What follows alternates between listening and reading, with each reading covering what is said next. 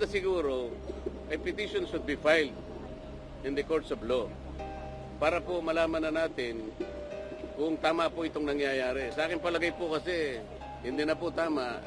Yung processes and procedures so far taken by the House of Representatives are highly irregular. Pang-17 taong ko na sa Congress, ngayon ko lang po nakita ang mga pangyayaring ito. Wala pong nagtataka sa atin kung bakit ang pinipilit na isolate lang, ang pinipilit na gisain lang, Office of the Vice President. At saka yung DepEd na kung saan ay naglingkod siya bilang secretary. Paano po yung iba? In aid of legislation po ba ito? O in aid of persecution?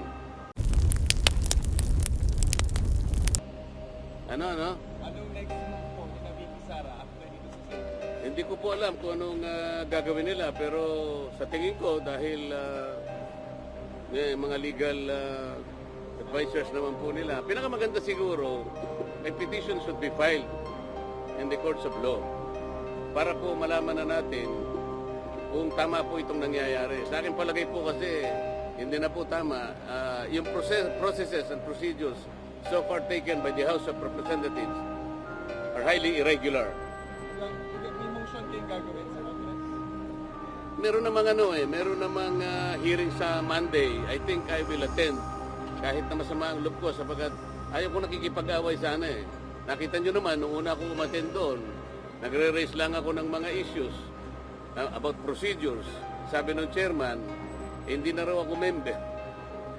As member, hindi na raw ako pwedeng mag-raise ng procedural issues. Saan ka naman nakakitang ganon? I am still, and the last time I checked, I am still an elected member of the House of Representatives. At dahil nga, member ako ng House of Representatives, kahit anong komite yun, kaya sabihin nilang hindi ako member, pwede ako magsalita at mag-participate. Kung pipigilan nila ako, di pa ba nyo naiintindihan kung anong klaseng procedure, kung anong klaseng tuntunin na ang meron kami?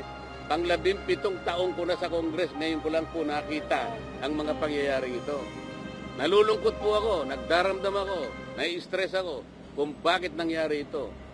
Ito lamang pagdinig na ito, in aid of legislation, kayo po na nasa media, alam kong nalalaman na ninyo, hindi na po in aid of legislation. Kung totoo po, na isinasaalang-alang namin yung paggasta at kailangan po nating busisiin. Tama naman po yun. Lahat tayo katungkulan nating maging transparent, maging accountable. Ang tanong, ang House of Representatives po ba ang gaganap sa tungkulin ng Commission on Audit? Pagka ganun, tanggalin na po natin ang COA sapagkat sila na po ang nag-o-audit. Wala po sa tungkulin namin ang mag-audit. Kung sasabihin nila, hindi kami nag-audit. Ang ginagawa namin is investigation in aid of legislation. Okay, kung yun ang ating objective, bakit isa lang inimbestigan natin? Ilang opisina ba ang merong confidential fund sa palagay nyo? May idea ba kayo? NGAs na lang, National Government Agencies. Ilan ba karami ang National Government Agencies? Palagay mo na lang 500. Okay? At yung kalahati nun, binigyan ng confidential fund. 250 yun. LGUs, sila ng LGUs. Mga mayors and gobernador. Palagay mo lang 1,000. Kalahati nun, 500. O di 750 na yun. What about the GOCCs? Government-owned and controlled corporations. Mga 300 yan. Kalahati na lang. 150. O palagay mo lang 1,000 na lang ang nabigyan na ahensya ng gobyerno. Bakit? Bakit Office of the Vice President lang? Wala pong nagtataka sa atin kung bakit ang pinipilit na isolate lang, ang pinipilit na gisain lang, Office of the Vice President.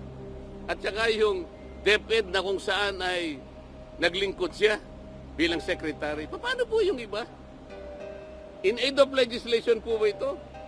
O in aid of persecution? Kaya nyo na pong mag-conclude eh. Ang linaw po nito eh. Hindi na po tayo dapat gumamit ng calculator eh. Wala na pong computer na.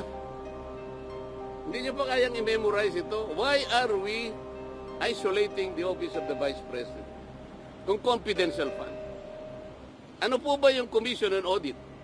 Ito po ay independent constitutional body. Bakit kami po ang gumagawa tanungin po natin. Sa Lunes po, ako po ay mag-a-attend ng hearing po, ipagpapatuloy po yata ang pagdinig tungkol sa bagay na ito.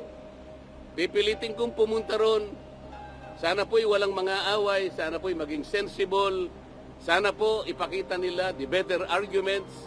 Wala na po sanang agawan ng hopya para tayong lahat po ay masaya.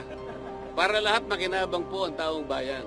Ibig ko sabihin, sensible questioning, sensible arguments, wala na po kasi yung quality of debates eh. Wala na po eh. Noon po, yung unang pasok ko sa Congress, napaka-maingat namin kasi pag-address sa bawat isa sa amin. The Honorable Gentleman from Bohol, mga ganun kami. The distinguished Congresswoman from Leyte. Eh ngayon po hindi. Duduruin ka pa eh. Sabi pa ng isa. Sasamahan pa yung panlalaki ng mata eh. Are you rebuking this committee? Nakakita po kayo ng ganun? Nakakita na po kayo ng ganun? Ngayon ko lang po nakita, ewan ko po sa inyo, sa dami po ninyo, kung hindi po nyo nakikita ang nangyayari. Hindi po namin trabaho ang mag-audit. Yun pong audit observation memo o kaya notice of disallowance. By their very nature, ito po'y confidential. Confidential po eh. Bakit po ang House of Representatives kukunin nila po yung mga dokumento at sila mismo ang gagawa ng gawain ng COA? Ang ibig bang sabihin, gagawa po ba sila ng batas para i-abolish na po ang COA? Hindi po nila magagawa yon. Para ma-abolish mo ang COA, i-amend mo yung saligang batas.